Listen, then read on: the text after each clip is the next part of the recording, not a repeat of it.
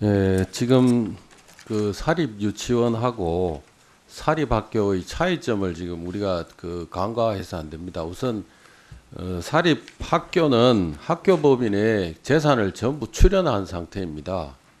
그 설립자가 학교 법인에다가 재산을 전부 출연했기 때문에 기본적으로 사유재산과는 전혀 무관합니다. 그렇지만은 사립 유치원의 경우는 개인 재산이 그대로 교육시설에 지금 제공이 되어 있는 그런 상황입니다. 그래서 이 서로 다른 상황을 이거를 어디까지 인정할 거냐 하는 그 문제가 모든 사안에 다 관련이 되어 있기 때문에 이 문제에 대한 의견이 정리가 돼야 다른 부분이 다 실타래를 풀 수 있다고 생각합니다. 지금 현재 정부가 하려고 하는 것을 가만히 보면 이렇습니다. 정부가 사립 유치원을 매입하거나 임대해서 국공립 유치원으로 전환하거나 아니면 사립 유치원 스스로 법인화를 유도하겠다 하는 이런 입장입니다. 맞습니까, 차관?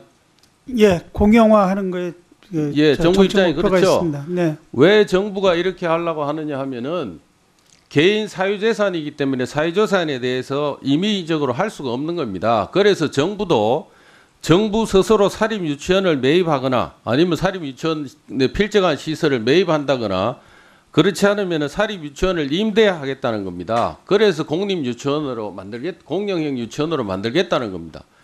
아니면 사립 유치원 스스로 법인화하도록 해서 유치원을 전환시키려고 하는 겁니다. 이게 사유재산이기 때문에 이렇게 할 수밖에 없습니다. 만약에 정부가 이렇게 국공립 유치원으로 공영형이나 법인화 유도해서 전환해버리면은 지금 얘기하는 박용진 의원이 말씀하시는 건 그대로 다 실행이 다 될 수 있는 겁니다. 더 이상 얘기할 필요가 없는 겁니다. 그런데 그게 되지 않은 상태의 전 단계입니다. 사유재산으로 돼 있는 사립 유치원을 정부가 매입하지도 않고 임대하지도 않으면서 각종 제한을 사립학교와 같은 수준의 제한을 하려고 하는 겁니다. 그래서 이렇게 과도하게 제한하는 것은 안 된다. 지금 상태에서도 사립 유치원이 교육용 기관으로서 제공이 돼 있는 만큼 그 법인만큼은 제한을 따라가지만은 기본적으로 사유재산이라는 것을 인정하도록 해야 됩니다. 그래서 우리 당에서 낸 안은 현재 사유재산임을 전제로 해서 이걸 전제로 해서 교육용에 제공을 하고 있기 때문에 필요한 범위 안에서 제한적으로 하자는 겁니다. 완전히 이게 법인화나 국공립 유치원으로 전환된 상태를 전제로 하는 박용진 법안과는 이게 다른 겁니다.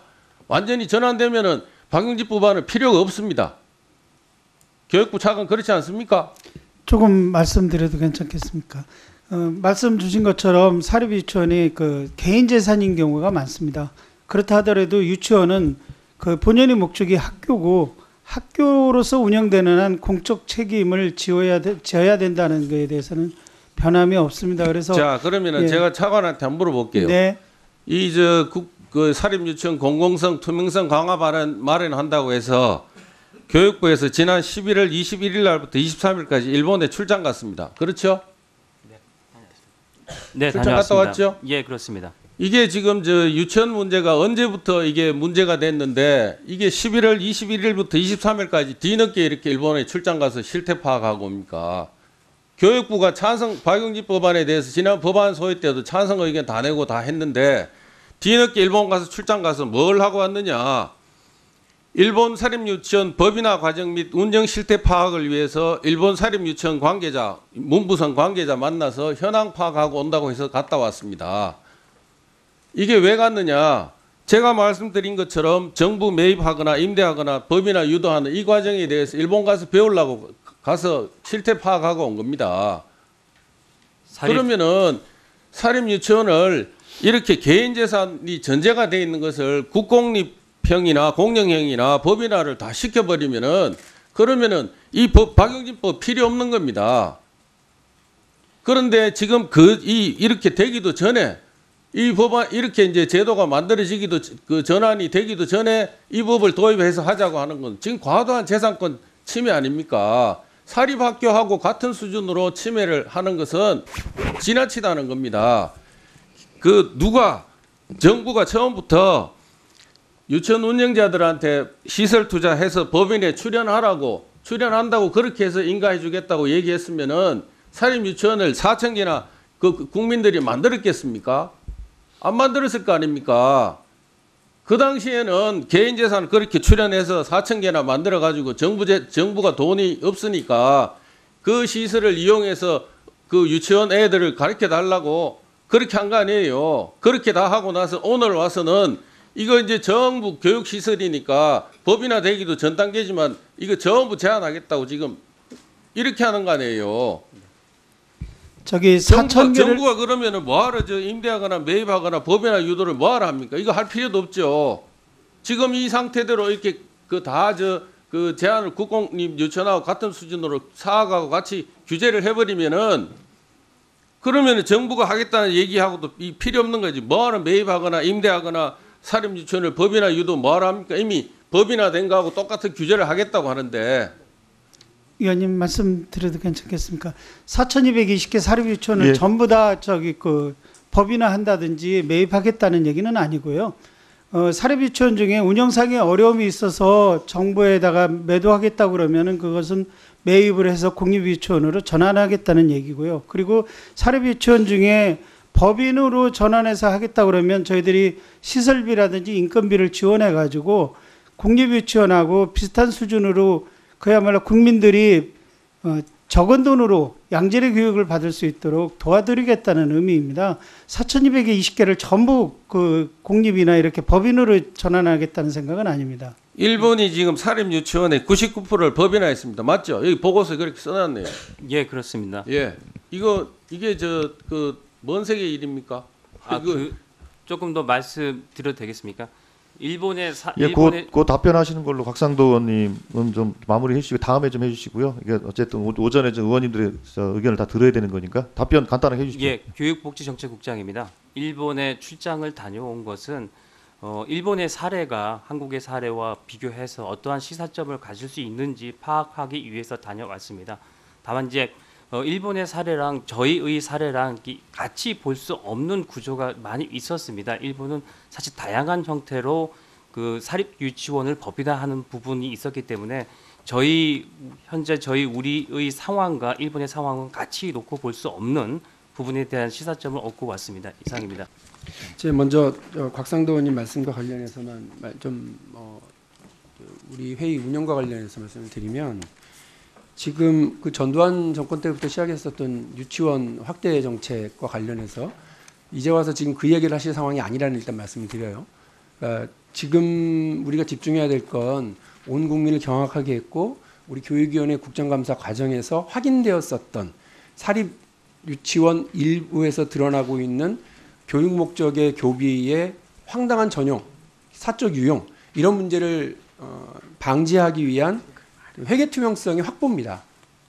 그러니까 지금 사립 유치원들을 어떻게 국가정책적으로 전환시켜낼 거냐, 국공립 40% 어떻게 할 거냐 그 문제가 아니고 유아교육법 사립학교법에 명시되어 있어야 하거나 혹은 명시되어 있는 부분에서 부족한 부분, 법적 미비 이런 부분들을 명확하게 하여서 우리 학부모님들이 안심하고 우리 아이들을 유치원에 보낼 수 있도록 하고 또 우리 국민들이 지원하고 있는 교육 목적의 우리 국민의 혈세 이런 부분들이 제대로 쓰여질 수 있도록 하자라고 하는 거예요.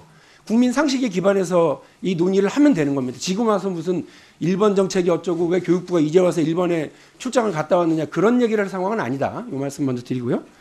그리고 지금 그 김한표 의원님의 대표 발의 안을 보면 약간 흔들리는 게 뭐냐면 저는 그 자유한국당 에서 지난 금요일인가요? 법안 발의와 관련한 기자회견을 하신 걸 보고 한 80%는 환영입니다. 왜냐하면 그때도 목적이 제가 지금 말씀드린 거 똑같은 얘기 하셨거든요.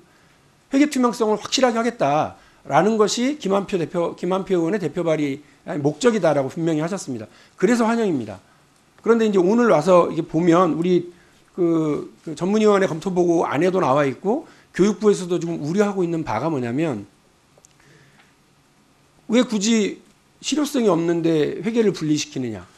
그리고 너무나 당연하게 교육 목적 외로 쓰게 되면 처벌받거나 문제를 삼아야 하는 국가의 교육 목적 교육 목적의 보조금이나 지원금에 대해서는 처벌을 하는데 왜 굳이 똑같이 교비로 쓰여야 되는 학부모들의 부담금과 관련해서는 아무런 처벌 조항도 없고 이거는 그냥 그 뭐 어떤 명확한 어떤 그 감시 체계가 있는 것도 아닌 채로 그냥 학부모에게 이 감시 의무와 권한을 떠넘기느냐?